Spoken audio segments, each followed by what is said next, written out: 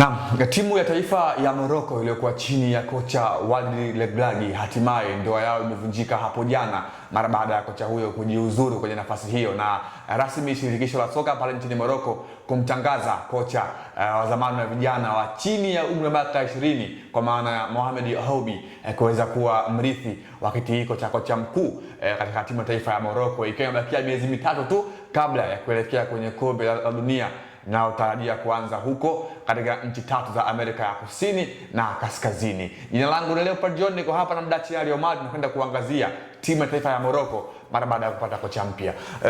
Mdachi, Mohamed Houbi rasmi amekuwa kocha mkuu wa timu ya taifa ya Morocco.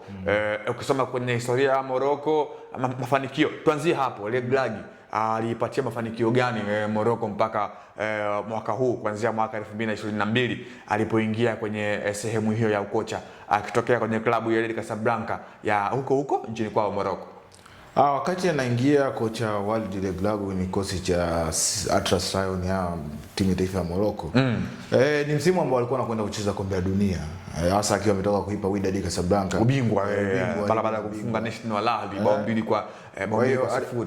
Alikuwa ni kocha ambaye ameonekana kuonyesha kitu kwenye kikosi cha Wydad, na ndio maana shirikisho la mpira wa Morocco likavutiwa na kuweza kumsogeza kwenye timu ya taifa, wakiona kwamba anakwenda kuwapa manufaa. Na kweli msimu huo ambao ameingia amekwenda kufikisha timu ya taifa ya Morocco kwenye nusu finali ya kombe la dunia, kombe ambalo historia timu zinazotoka barani Afrika imekuwa zikiishia robo finali, lakini yeye akaenda kuvunja mwiko na kuingia kwenye hatua nusu finali, hatua ambayo ni hatua moja kuelekea finali. Maana yake kama wangechanga karata zao vizuri, tayari tulikuwa tunaona finali. Hiyo ni kiwango bora sana ambacho wao walikionyesha, namna ambavyo timu ilikuwa inacheza kwenye michuano ile. Unaona ni timu ambayo kuna kitu ambacho inacho, kuanzia namna ambavyo wana block kuweza kulinda mashabiki wapinzani, hasa ukizingatia mataifa ambayo walikutana nani, mataifa kidogo yenye msuri kidogo wa kucheza mpira katika bara la Ulaya. Timu kama taifa la Ureno ambalo ni taifa lina wachezaji wengi, hasa ukimwelekea na Cristiano Ronaldo, lakini bado walienda kupoteana kwenye kikosi cha Morocco. Spain bado walikutana na wakati mgumu, walikutana na Morocco. Kwa ni mwalimu ambaye alijipambanua hivyo, na msimu ule baada ya kuweza kufanya vizuri na timu ya taifa ya Morocco, tayari zilikuja tetesi ambazo zinazungumza baadhi ya vilabu vya barani Ulaya kuweza kuhitaji huduma ya mwalimu Walid Regragui, na tetesi zikawa zinanuka kwamba huenda asikae sana kwenye kikosi cha timu ya taifa ya Morocco na akaenda kufundisha baadhi ya vilabu ambavyo vilikuwa vikimhitaji, lakini hilo likapita. Zikaendelea kuwa ni tetesi tu kwamba yupo ataondoka, na limekuwa ni fukuto kubwa sana juu ya kuondoka kwake kwenye kikosi cha timu ya taifa ya Morocco mwalimu Walid Regragui. Na msimu huu amewafikisha finali timu ya taifa ya Morocco katika michuano ya mataifa bingwa barani Afrika ambayo imefanyika nchini Morocco, na wao wakiwa wenyeji, isipokuwa tu ameenda kulikosa kombe katika hatua ya finali, lakini ni kiwango kizuri sana kwa timu ya taifa ya Morocco. Na ameweka historia ya kuipeleka Morocco kwenye finali 3 za michuano ya AFCON, kwa maana mwaka 1976 wakitoa ubingwa, mwaka 2004 wakipoteza dhidi ya Tunisia, lakini pia mwaka 2025 wakipoteza mbele ya Nigeria. Kwa hiyo ni kocha ambaye amehusika pia, hata akiwa mchezaji mwaka 2004 pia alifanikiwa kufika finali na kupoteza kombe hilo dhidi ya Tunisia ambao walitoa ubingwa huo. Sawa, tumwangazie kocha mpya ambaye ameingia kwenye kikosi kwa maana Mohamed Houbi.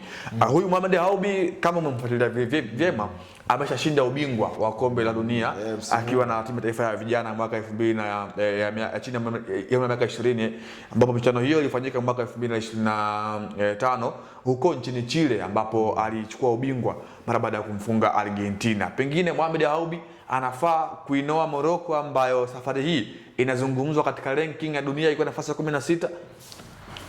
Inawezekana akafaa kulingana na namna ambavyo amekuwa akifanya mazoezi ama amekuwa akitrain vijana wadogo. Nimemshuhudia msimu huu katika bara la Amerika ya Kusini nchini Chile kwenye michuano ya kombe la dunia kwa upande wa vijana, akifanya vizuri na kuweza kubeba kombe hilo na kuifanya Morocco kuwa bingwa, kukusanya vikombe karibuni 3 msimu huu. Ukiachana na hilo, walikusanya na kile kikombe cha Falme za Kiarabu FIFA Arab Cup.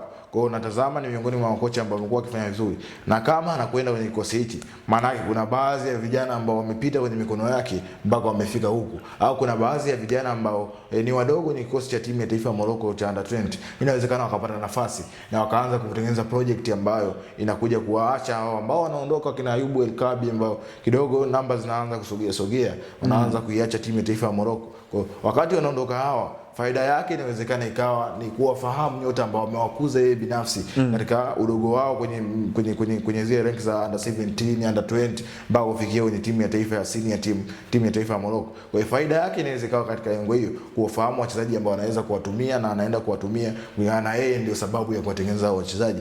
Taifa la Morocco linaweza likanufaika katika upande huu kwa kocha huyu kuwepo ni kikosi cha timu ya taifa ya Morocco. Ikiwa yabakia miezi mitatu kabla ya kuanza kwa michuano ya kombe la dunia, na Morocco kundi lake bwana yuko na timu vigogo kweli kweli, Brazil, Switzerland.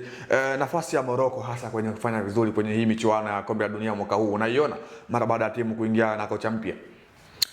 Nafasi yao ipo ikiwa bado watakwenda kuingia na kile ambacho wamekuwa wakifanya.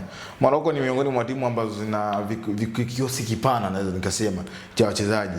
Kuna uwezekano wakatumia wachezaji wote wa ndani na bado timu ikafanya vizuri. Tumewahi kuwashuhudia hapa wachezaji wa timu wanaocheza ligi ya ndani walikuja kwenye mchuano wa chani na tayari wakabeba ubingwa, na ni timu ambayo hukuona mapungufu yao yaliyokuwepo katika kikosi kile.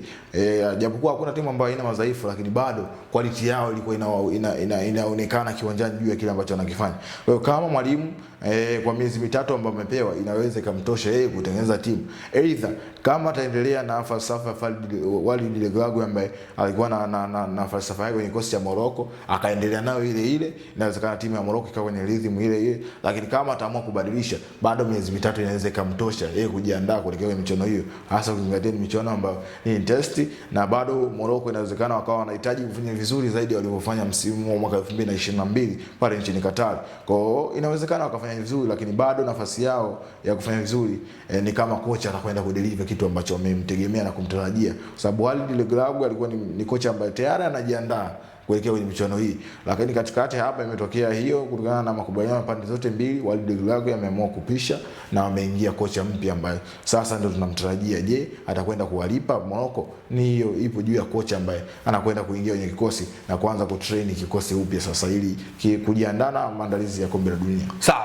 hao ni Morocco wa finalist ama washindi wa pili ya michuano ya AFCON ya mwaka 2025 iliyofanyika huko nchini kwao Morocco. Jina langu leo John, nilikuwa hapa na Mdachi Ali Omari. Tumeenda kumwangazia ujio wa kocha mpya kwenye kikosi cha timu ya taifa ya Morocco, Mohamed Yaoubi, ambaye anachukua nafasi ya Walid Regragui ambaye amedumu kwenye nafasi hiyo kwa zaidi ya miaka mitatu. Hadi wakati mwingine, kwa heri.